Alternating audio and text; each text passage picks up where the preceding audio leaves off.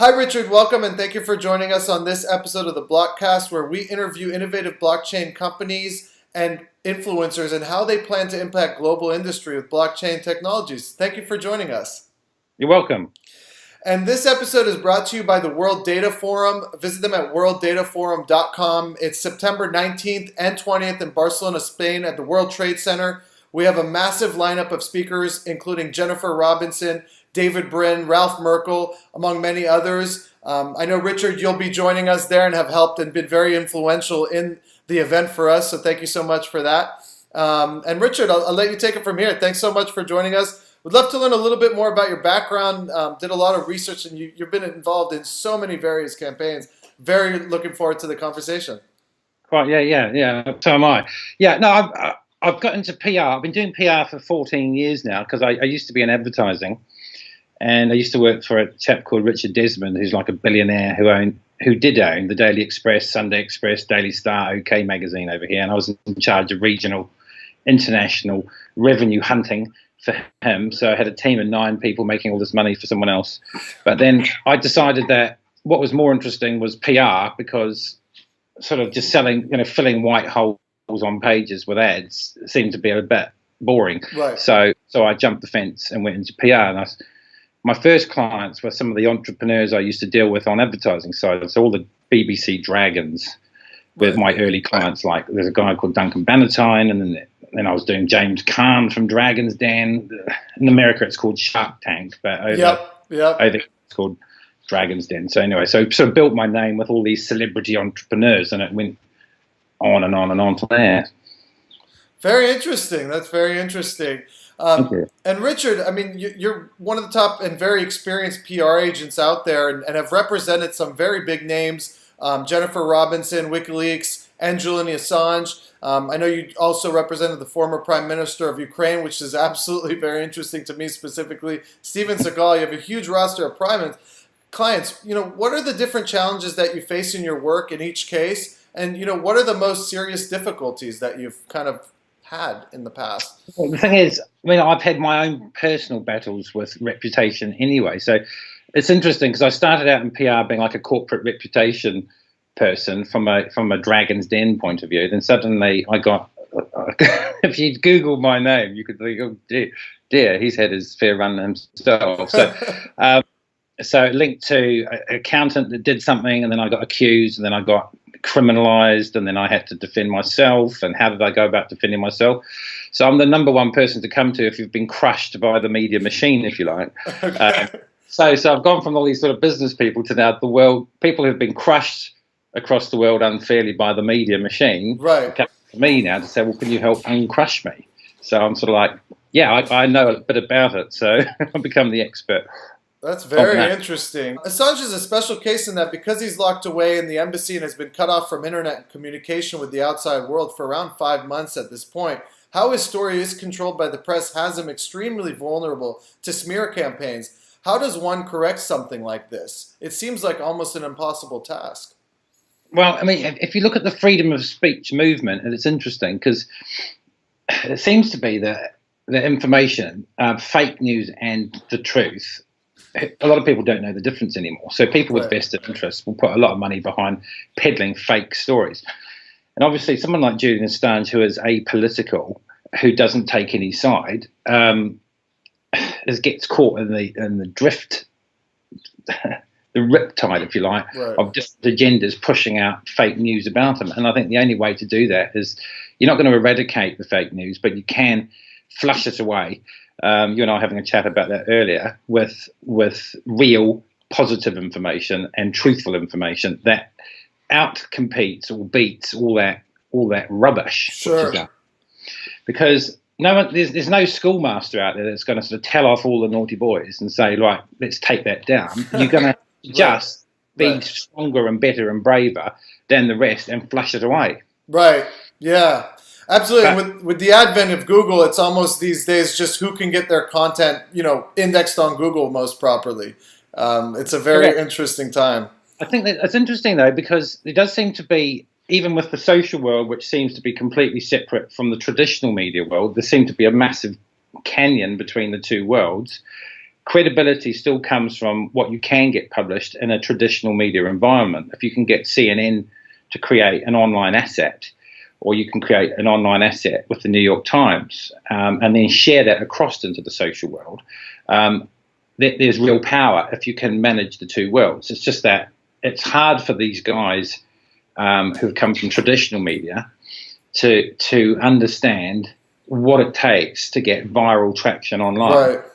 There seems to be these two worlds, and then the guys in the new media, if you like, don't really understand how to access the New York Times or CNN in any particular way. So there seems to be a bit of a merging going on at the moment. And if you can do it and you can achieve it, then there is real power from that point of view.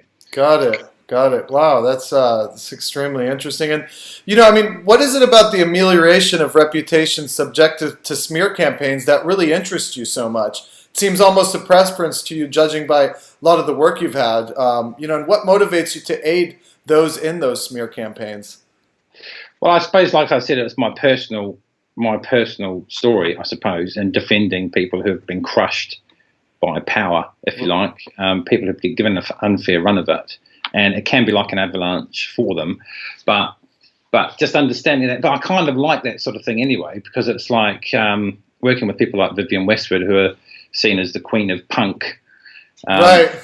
I mean, she's just done a T-shirt about Julian Assange, calling him a true punk. So if anyone's a punk, here's the establishment who has twisted the truth and is managing you in a certain way, and someone who's prepared to up the ante. Actually, I used to have a theatre group when I was a child at the age of 12 called Up the Ante. So I've always had a disposition to sort of saying to things no and blowing that up and disrupting. Right. So I've got a propensity. But I can see a way when you're actually bashed into a corner how you can use that huge amount of negative energy to your advantage if you fight back rather than being crushed and go on the defence. If you punch back harder, and armed with the truth is the best weapon, because you're going to win ultimately with that. But you must punch harder than they're punching. So you've got to take quite a robust, brutal approach. Definitely. Rather than go and hide in the corner. You will never win if you go and hide in the corner. You'll just get completely destroyed. Right. Yeah. It's like in cricket. I used to play cricket, and I used to love the fast bowlers because they're coming in at 140, 150 miles an hour, and they're doing all the hard work. They really want to destroy you, and you just need to put your bat in the right place and then take it over the line for 4 runs or 6 by using that huge momentum. And people who are basically being crushed by all the smear, if they handle it in a particular way, they can take that white water, that huge amount of energy that's firing at them, and then deflect and beat it at its own game if you play it a particular way, though. But most people's instincts are dominated by fear, and it doesn't work when you're operating with fear to handle that level of negativity. Sure. Wow. Yeah. I mean, it's a very interesting time. There's so many different platforms these days, so many different modes of communication. I've always been very interested on the PR side, being an SEO expert myself. I've worked in SEO for over a decade. A lot of the times our kind of worlds collide, just because having a very good SEO campaign also means having a very good PR piece. Having a very good PR piece means having very good SEO to really get that content indexed. I've always been very interested in, you seem to kind of have worked in this world for a long time. What exactly goes in the day-to-day of being a PR agent? And, what's the day-to-day in Richard Hillgrove's world look like? Well, it's kind of, you've got to go out and meet people as much as possible so you don't lose yourself in this sort of this sort of esoteric world. Because as you know, working with computers, you can sometimes lose yourself in that space. So you've got to make sure you're still authentic with the content, because I'm pretty much like you are about content. Right. And I'm quite taking a narrative and breaking it down into many, many tidy piles, and then creating content. And then the whole thing is about then looking what's out there in the marketplace, what's trending on the news, and then grabbing hold of that and feeding it into your pre-planned content, so it has an appearance of authenticity to it. Constant flushing through of grabbing stuff which seems to be current, which changes by the hour out there, Right. and feeding it into your narrative and then re-presenting it. So it becomes like one of those big sort of, it's like bouncing balls in a way. But but there's a book actually which I find quite interesting. There's a chap that was really big in the social space and understands a lot about PR. He used to be the head of innovation for Disney, and he wrote a book called The Social Organism. Okay. And his name's called Oliver Luckett, and he's based in Iceland. But he wrote a book, the guy called Mike Casey, recently, and I read it and I thought, this is the future of PR, and it's all linked to blockchain, which is interesting because he said, the whole last chapter of The Social Organism is talking about the true promise of social media. Right. Is a blockchain type environment where people get paid micropayments for the content they produce. Right. And there's no echo chambers and gating people based on their preferences. It's a true democratic experience. That means everyone's fair and equal in that environment, which is the opposite to the centralized structure of traditional media. Centralized structure of Facebook as well. Well, you'd sort of think, wow, is Facebook there? Oh, yeah, because they're sitting at the top and they're deciding what you're what you're seeing, yeah. And they're paying someone who spends enough money on a political campaign to make just you and your street think a certain way. And the blockchain-led social media, it hasn't happened properly yet, but it is to happen next. Definitely. And that's fascinating because that suddenly everything has a free speech, democratic right to evolve as a concept. Groups of people might share it, and it will mutate, and it will be copied by groups, which is a normal thing. Everything linked to the biological organism. Everything mutates, and the best stuff thrives, and the bad stuff gets excreted away. Right. And this guy was a biologist turned .com guru and wrote this book. And I'm thinking this really is quite an interesting manifesto.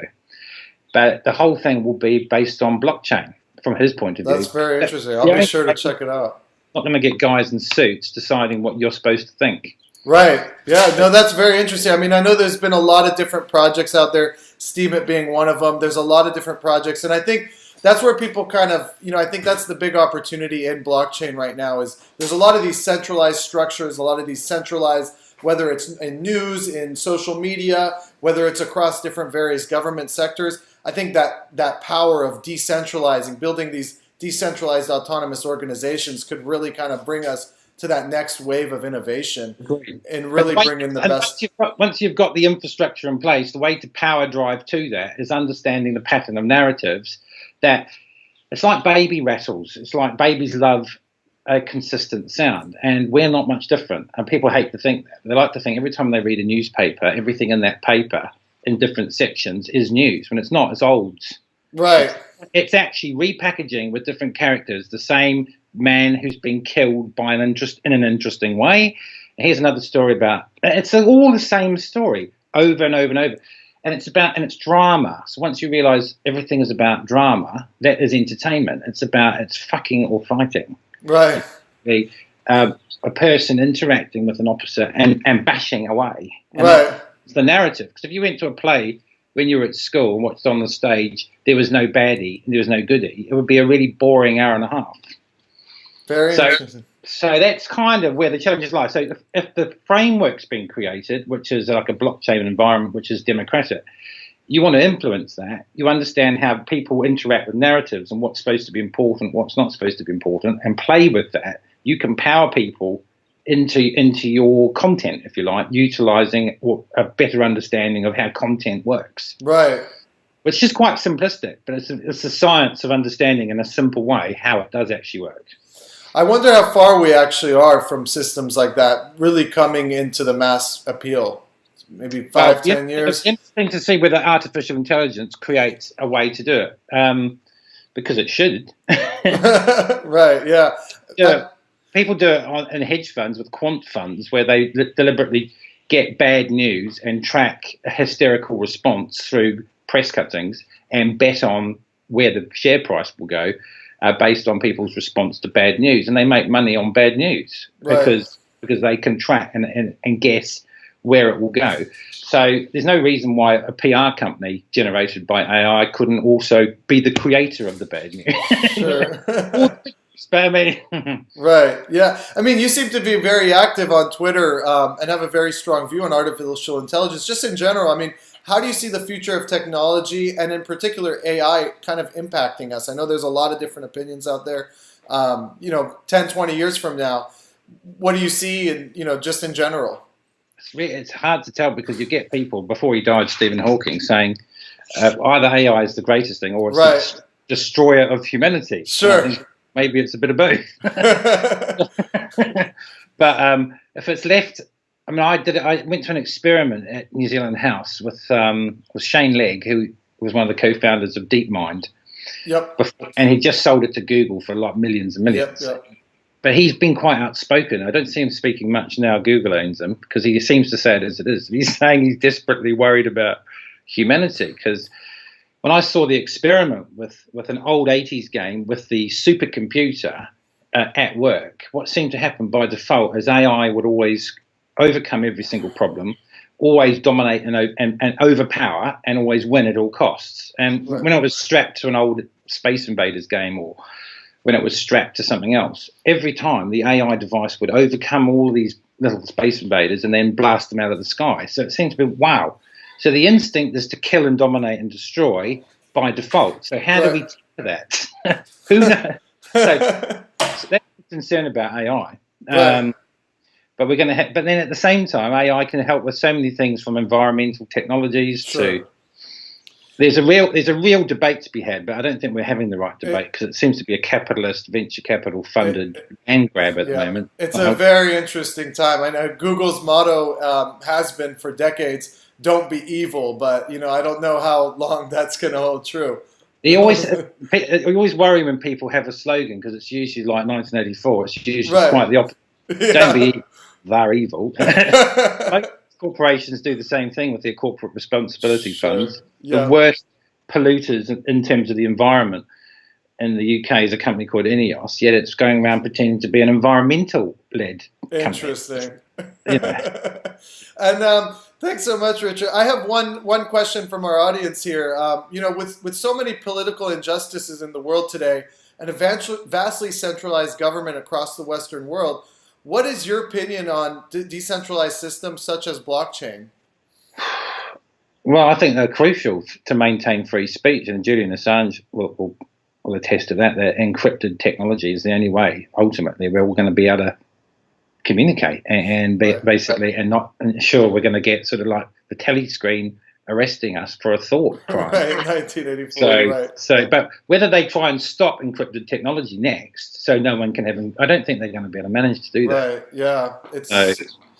We just have to keep moving the goalposts so we stay free. Otherwise, we're just going to be seen like the Matrix with pipes in the back of our head feeding us nutrients. Otherwise, yeah, couldn't agree with you more, Richard. And just one more: with the U.S. Senate Intelligence Committee being in contact with Julian Assange, what ethical standards, in your opinion, are needed for Julian to testify, if at all?